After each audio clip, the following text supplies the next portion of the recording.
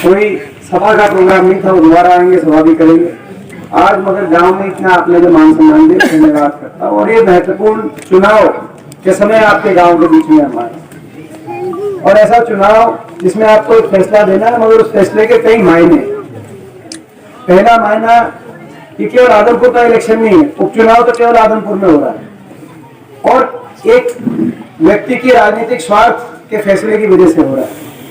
कोई इसमें जनता का कोई नहीं था, जनता ने मांग करी थी कि भाई हमारा उपचुनाव आए। मगर आपको पता है, मुझे बताने की जरूरत नहीं, एक व्यक्ति के यहाँ के जनप्रतिनिधि रहे हैं, उनकी कैसी कार्यशैली रही है मुझे बताने की आपको जरूरत नहीं है, आप मेरे से ज्यादा जानते हो। लेकिन उन्होंने अपने राजनीतिक स्वार्थ की वजह से एक फैसला लिया, उपचुनाव आ गया। अब उपचुनाव ऐसे समय आ गया कि 1-1.5 साल के बाद हरियाणा में चुनाव, तो ये इस चुनाव का मायना, वोट एक है, मायने दो हैं। एक मायना हरियाणा की राजनीति पे है और एक मायना आदमपुर की भविष्य पे। पहला तो है हरियाणा पे। हरियाणा में आपने ये 8-9 साल से बीजेपी की सरकार देखी, बड़े विश्वास के साथ लोगों ने आशाओं के साथ खट्टर साहब के सर पे ताज पहुंचाने का काम, उनको सरकार बनाने का काम किया। लेकिन इन 8-9 साल के अंदर ये एक ऐसी सरकार हरियाणा में आई, ये सरकार हरियाणा की अर्थव्यवस्था चौपट हो गई। देश में सबसे ज्यादा बेरोजगारी नौजवान खड़े हैं, इनको पता है देश में सबसे ज्यादा बेरोजगारी आज कहीं है तो हरियाणा प्रदेश में, क्योंकि ना तो निवेश हुआ, ना इन्वेस्टमेंट हुई, ना सरकारी रोजगार जो निकलने चाहिए थे, ना सरकारी रोजगार हुई। सरकारी नौकरी धीरे धीरे समाप्त कर रहे, तो ना सरकारी नौकरी भी बंद है, ना प्राइवेट में इन्वेस्टमेंट हुई, कोई निवेश हुआ। तो देश में सबसे ज्यादा बेरोजगारी आज हरियाणा में, देश में सबसे ज्यादा महंगाई आज हरियाणा में, वैट सबसे ज्यादा। आप राजस्थान के बगल में रहते हो, आप राजस्थान में जाके पता करो, वैट सबसे ज्यादा हरियाणा में, यानी कि डीजल, पेट्रोल, रसोई गैस का सिलेंडर देश में सबसे ज्यादा महंगा कहीं है। तो हरियाणा में क्योंकि अर्थव्यवस्था चौपट कर दी खट्टर साहब, विकास नाम की चीज नहीं। हरियाणा में किसी गांव में, किसी शहर में आपको विकास होता हुआ दिखाई, विकास की प्रक्रिया आपको ठप दिखाई। मैं गलत तो नहीं कह रहा, ना सही है। तो विकास नाम की चीज नहीं। और ऐसी सरकार जिसने हर वर्ग के जो अधिकार थे, जो योजनाएं थी, हर वर्ग को अपनी अधिकार के लिए लड़ाई लड़नी पड़ रही है। तो नया काम नहीं मांग रहा कोई आदमी, मगर जो पहले जो व्यवस्था थी उसी के लिए लड़ाई लड़नी पड़ रही है।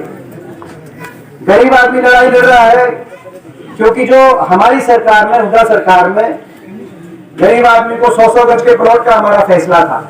हरियाणा में 4,92,000 परिवारों को मिल गए थे, प्लॉट मिले और अपने गांव में भी मिले होंगे कई, और मगर बहुतों को मिल गए थे और बहुतों को भी मिलने बाकी थे। खट्टर सरकार जिस दिन आई, 2 महीने के बाद एक आदेश निकाला कि 100 गज के जो प्लॉट है इसकी स्कीम खत्म होती।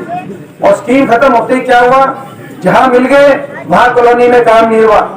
जो वहां पे गलियां बनी थी, बिजली का कनेक्शन होना था, जहां जहां प्लॉट मिल गए वहां उन कॉलोनियों में काम नहीं हुआ। जिनको नहीं मिल पाए, जिन परिवारों को, उनको 100 गज के प्लॉट नहीं मिले, वहीं की वही स्कीम रुकी। तो गरीब आदमी की 100 गज की स्कीम बंद कर दी, मकान की स्कीम बंद कर दी। मैं पूछना चाहता हूँ अपने गाँव में कितने मकान आ गए भाई 8-9 साल में, कितने मकान वो अपने 115 तो प्लॉट अपने टाइम पे हमारे नाम आ गए थे जी, वे नाम गायब कर दिए, प्लॉट हमारे थे करके वे ले गए लोग उल्टे, ले गए उल्टे, बंद कर दिए। बैकवर्ड क्लास के 13 प्लॉट थे, बंद कर दिए। हाँ 13 प्लॉट थे जी हमारे, और सारे ले गए। और जो है, और भाई ये हमारा पहला, ये हमारी स्कीम थी, स्कीम को बंद कर दिया गया था। जिस दिन सरकार बनेगी, पहली कैबिनेट मीटिंग में 100-100 गज के प्लॉट हर एससी और बैकवर्ड और छत्तीस जाति के जो बीपीएल के परिवार हैं, हर उस परिवार को 100 गज के प्लॉट जिस गांव में जगह थी जमीन के हिसाब से, और नहीं तो एक्वायर करके वो प्लॉट की हर गांव के अंदर उस कॉलोनी को विकसित करके देंगे। पहला फैसला लेने का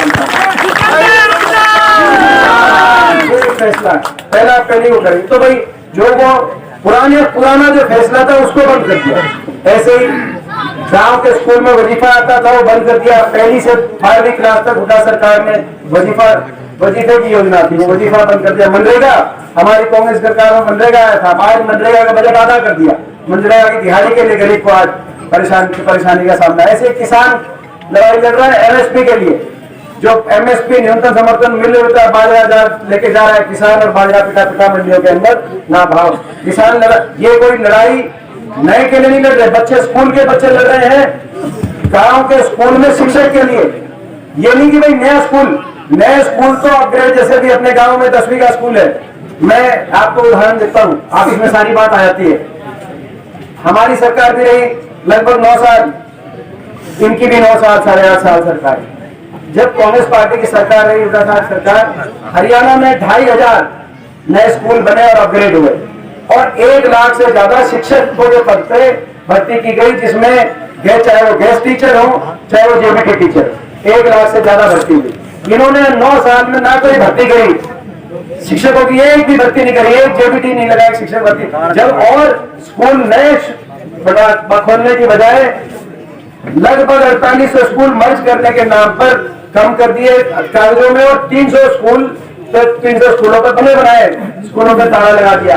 बच्चों को इस बात की लड़ाई तो बाद में लड़ी जाएगी कि भाई नए स्कूल बनाओ, वो इस बात की लड़ाई लड़ रहे हैं हमारे स्कूलों को बंद ना करो, हमारे कम से कम स्कूलों में शिक्षकों की पूर्ति करो। कहने का मतलब प्राइवेट की तरफ और शिक्षकों की सरकारी जो है नौकरी खत्म करने की तरफ जो सरकार जाती, तो हर वर्ग, तो भाई अब एक बात है, हर वर्ग को, अलावत साहब आप बैठ जाओगे, आप बैठ जाओ, है ना।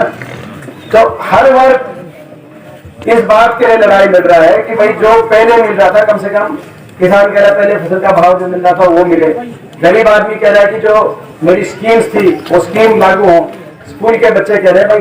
तो भाई ऐसी सरकार जिसने इतना भत्ता बिठा दिया हरियाणा का, पहला फैसला आपको ये देना है, खट्टर साहब को 5 साल का रिन्यूअल का लाइसेंस रिन्यू करके 5 साल और चलाने का लाइसेंस दोगे या बदलाव हरियाणा में करोगे, ये पहला फैसला।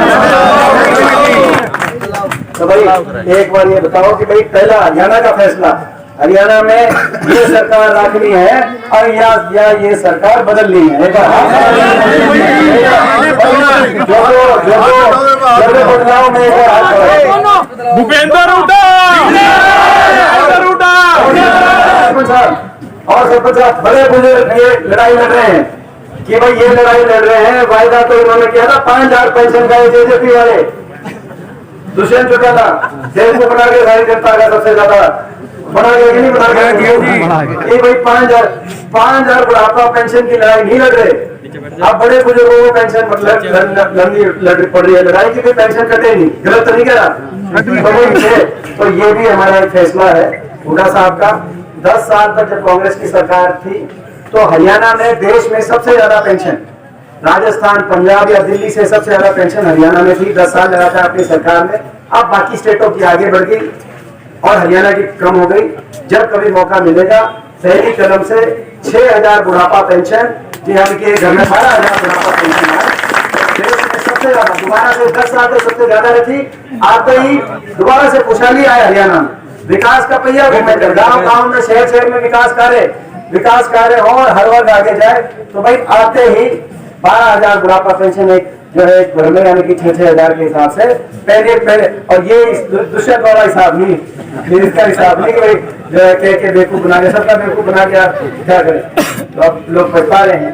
तो कहने का मतलब ये बदलाव का है जी 5 लाख काट दिए जी, पेंशन काट दी, विधवा की काट दी, 5 लाख पेंशन काट दी, विधवा की काट दी। कल मैं कौन से गाँव में था? खासा। कल मैं ये जो खासा महाजन रानी खासा गाँव है, वो अपना 85 साल की उम्र और जो है वो ब्लाइंड थे, मतलब सूरदास थे, मतलब ब्लाइंड थे, उनको दिखाई नहीं देता। उनकी पेंशन कट रही है, उनके पास पेंशन नहीं। ऐसे बड़े बुजुर्ग मेरे को मिले। मैं तो भाई जितनी इन्होंने पेंशन काटी है, भाई जिस दिन सरकार आएगी एक एक पेंशन को दोबारा से रिन्यू करके और देश में सबसे ज्यादा पेंशन देने का कहा। हरियाणा जो जरूरी है, हरियाणा के नौजवान को, जो आज नौजवान देश में सबसे ज्यादा बेरोजगारी से, आज जिस नौजवान को का भविष्य आपने चौपट कर दिया, चुराहे पे खड़ा कर दिया, ना सरकारी नौकरी, ना इंडस्ट्री आई, ना कोई औद्योगिक क्षेत्र लगा। ये छोटी बात नहीं है। आज आदमपुर क्षेत्र के अंदर पूरा विधानसभा क्षेत्र है, कैसा विधानसभा क्षेत्र, यहाँ पे तो औद्योगिक क्षेत्र ही नहीं है। कोई इंडस्ट्रियल एरिया और कोई बात है। आज ये बेरोजगारी की गर्त में, आज नौजवान के भविष्य को जो धकेला है, तो आज हरियाणा का नौजवान, हरियाणा बेरोजगारी में नंबर 1 और नशे में भी नंबर 1। आज नशे में पंजाब से आगे जो आंकड़े थे नशे में, ठीक कह रहे हैं, और हरियाणा पंजाब से आगे नशे में आ गए। ये आपके और हमारे लिए बड़े सोचने की बात है। ऐसे लोगों के अगर लाइसेंस रिन्यू कर दोगे जो गाड़ी चला रहे हरियाणा की, जिन्होंने कोई सरोकार नहीं है, उनको कोई बड़े दुख की बात है। हरियाणा जो दिल्ली के 3 तरफ देश में सबसे आगे पहुंच सकता है हरियाणा विकास के मामले में, लेकिन आज हर आदमी को चोट पहुंचा के, हर आदमी को, हर वर्ग को दुखी करने का काम इस सरकार ने किया है। तो एक बार बदलाव हरियाणा में, हरियाणा के भविष्य को बचाने के लिए बदलाव बहुत जरूरी है। मैं अपने सारे नौजवान साथियों से कहना चाहता हूँ। दूसरी बात, एक बदलाव हरियाणा में भी होना चाहिए और एक बदलाव आदमपुर में भी होना चाहिए, क्योंकि आदमपुर के जो ये विधायक रहे हैं, ये जनप्रतिनिधि रहे हैं, इनकी कार्यशैली जो रही है, वो आप कैसे वोट रहे हो मुझे समझ नहीं आता। क्या बाकी कोई नहीं होते आदमपुर के लायक देखो मैं एक बात बताऊं, देखो एक बार बताऊं, देखो MP साहब इस गांव के अंदर SC-BC उसको जिताती थी, वो हराने का काम करेगी। सबसे पहले इसलिए गुड़गांव से हारेगा, उसके बाद में आदमपुर से हारेगा और सारे हरियाणा में हारेगा। मेरे गांव से लेकर जितने भी ये अपने बैकवर्ड के और जो अपने SC है, इनके राशन कार्ड भी जो पीड़े थे वे भी काट चुकी है, काट के गुलाबी थे बना दिए। 2 लाख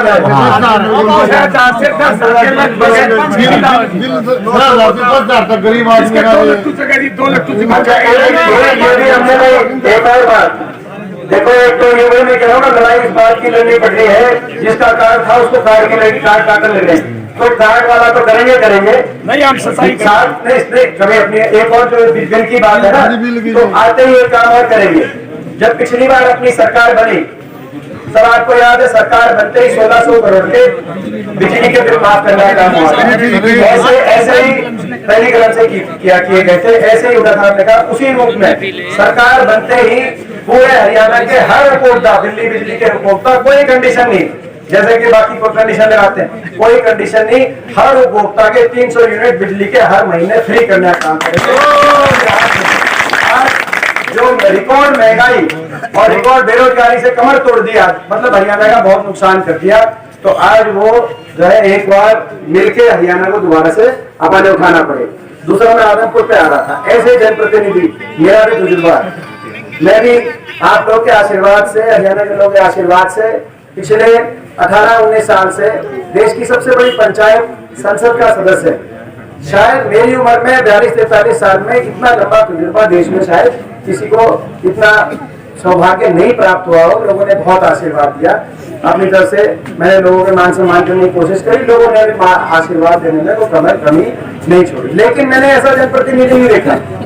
ये मेरे साथ सांसद भी थे, कभी संसद में इनको बोलते नहीं देखा, आदमपुर के लोगों की हकों की कोई बात उठाते नहीं देखा। ये विधायक भी थे, हमारे 30 विधायकों की ड्यूटी लगी हुई है पूरे आदमपुर में, आप इनसे पूछ लेना, और हमारे छोड़ो, आप बीजेपी के विधायकों से पूछ लेना, इनको कभी विधानसभा में किसी ने बोलते नहीं देखा। अपने गांव में स्कूल की अपग्रेड की बात थी, किसी गांव में पानी की बात है, ये विधानसभा में एक दिन नहीं बोलते, नहीं संसद में जब थे तो संसद में एक दिन नहीं बोलते। ये लोग के सुख दुख में आके विकास कार्यों में रुचि नहीं लेते, विकास कार्यों के लड़ाई नहीं लड़ते। ये इनकी जो ग्रांट मिलती है वो ग्रांट हल्के में ले जाते, ग्रांट वापस सरकारी खाते में जमा हो जाती है। ये देश में इस प्रकार की कार्यशैली, ये हल्के में नहीं रहते, ये कहीं रहते हैं, पता नहीं कहाँ रहते हैं, अपना गुड़गांव रहते हैं, खा रहते हैं, और शहर सपाटे हरियाणा में रहते हैं। ये ऐसे जनप्रतिनिधि देश में, भाई आप कैसे रोक रहे हो, समझ की बात है, बाकी कहीं नहीं चल सकता ऐसे जनप्रतिनिधि। ये कार्यशैली नहीं होती जनप्रतिनिधि। और किसी भी जनप्रतिनिधि को अगर पार्टी बदलनी है तो पार्टी आपको बदलनी है, आप अपने स्वार्थ में क्यों बदलते हो? राज्यसभा के चुनाव की वोटिंग थी, उससे आदमपुर के लोगों को क्या लेना देना था? बीजेपी को एक वोट जरूर चाहिए थी। बीजेपी वोट लेने के लिए तरह तरह के हथकंडे अपनाती है, ये सबको पता है पूरे देश में। कहीं लोग लालच से एमएलए को तोड़ती है, कहीं जो है जांच एजेंसियों का डर दिखा के एमएलए को तोड़ती है, भ्रष्टाचार के मुकदमों का डर दिखा के एमएलए, तो आपको अपना भ्रष्टाचार छुपाना था। सही बात है, यही बात है, गलत तो नहीं कह रहा मैं। और उसमें आपने बीजेपी में, तो उसमें लुभाव क्या है? तो ऐसे जनप्रतिनिधि, देखो ये ठीक कह रहे हैं कि ऐसे जनप्रतिनिधि दौर जो है प्रजातंत्र का दौर है। आप सबसे मैं ये बदलाव केवल हरियाणा में, हरियाणा के भविष्य को बचाने के लिए भी आप करो। मैं ये आप सबसे कहना चाहता हूँ, हरियाणा मगर आदमपुर में भी अच्छी राजनीति के लिए एक ऐसे विधायक को यहाँ से भेजो जिनकी आवाज विधानसभा में दर्ज है। मुझे विश्वास है, जयप्रकाश जी को मैंने देखा है, लोकसभा में उनको बात उठाते देखा है, मुझे विश्वास है यहाँ से आपका आशीर्वाद। नवंबर में सेशन आएगा विधानसभा का, आप लाइव सेशन देख लेना। लाइव सेशन में हर रोज आदमपुर के अपने गांव के स्कूल के अपग्रेड से लेकर और जो सारी बातें हैं वो विधानसभा में वो अच्छी तरह से उनकी वकालत करेंगे और लड़ाई लड़ेंगे। यही जनप्रतिनिधि का प्रजातंत्र में काम होता है। जनप्रतिनिधि का ये काम नहीं होता कि भाई अपना घूमते रहो, बैठे रहो, अपना भ्रष्टाचार करो, भ्रष्टाचार के अपने मुकदमे दबाने के लिए आप पार्टियों को बदलो। तो आपके सामने है सारी बात, मेरे को ज्यादा मैं इससे ज्यादा कुछ कहना नहीं, मगर ये मौका है आप सबके लिए। हरियाणा आपकी तरफ देख रहा है। इस मौके में आज गांव में पहुंचे हैं, गांव में दोबारा प्रोग्राम करेंगे। आज तो राजय खाने का प्रोग्राम था, उसके बाद दिवाली पहले प्रोग्राम करेंगे, तो बड़ा प्रोग्राम भी करेंगे। मगर मैं उम्मीद रखूं भाई गांव से, सलेमगढ़ गांव से जीत गए, जो सोच लो जीत गए उड़ते। एक बात कही गई कि भाई कोई अपने गांव की बहुत से विकास कार्य करेंगे, एक बात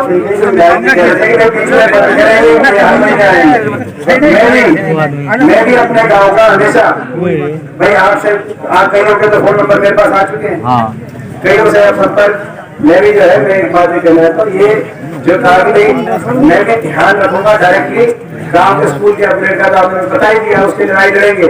कांग्रेस के 30 विधायक हैं हमारे हरियाणा विधानसभा में, मजबूत विपक्ष है। सरकार देखो ये अपग्रेड करनी सरकार तो नहीं है, लेकिन इनके वहां पर विधानसभा में इनके नाक में दम करने की हमारी कैपेसिटी है। तो ये स्कूल की अपग्रेड की भी लड़ाई करेंगे, बाकी भी जो जो आपकी बातें आएंगी मैं भी सीधा टच में आऊंगा। एक बार एक मौका आप मेरे को भी दो, मैं आ जाऊंगा।